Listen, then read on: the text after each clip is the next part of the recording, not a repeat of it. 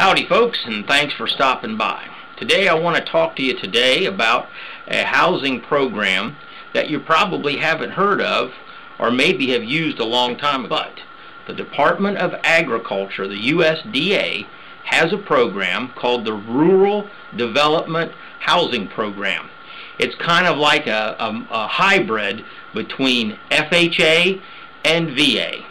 There's no money down. Restrictions there are some income restrictions, pretty much based upon the average median income for each particular county, and it has to be in a rural area. Now, that doesn't necessarily mean that you're out in the boonies or on 25 acres of land. Hi, this is Chris Wilhelm, and welcome to my weekly video blog.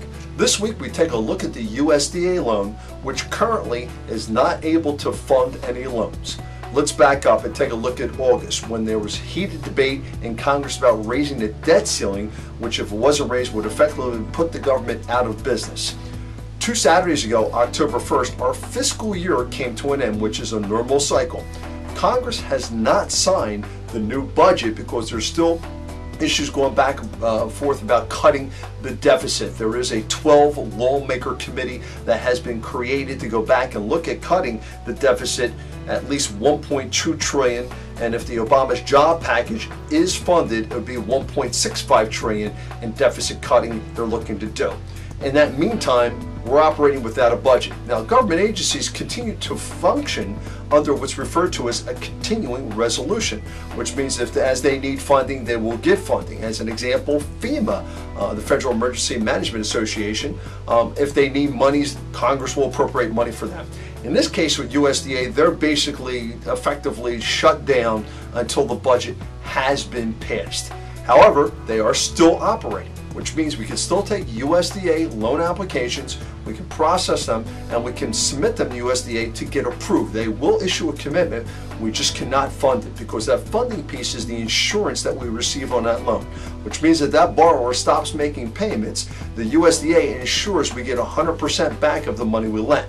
In this case, because there's no funding available, that means we would get no money back. So we're not going to lend any money without that insurance piece, especially for borrowers who are putting zero money down. So you can still continue to do your business as usual. You just have to put something in your contract to protect your seller and your buyer in case the funding does not take place until who knows when.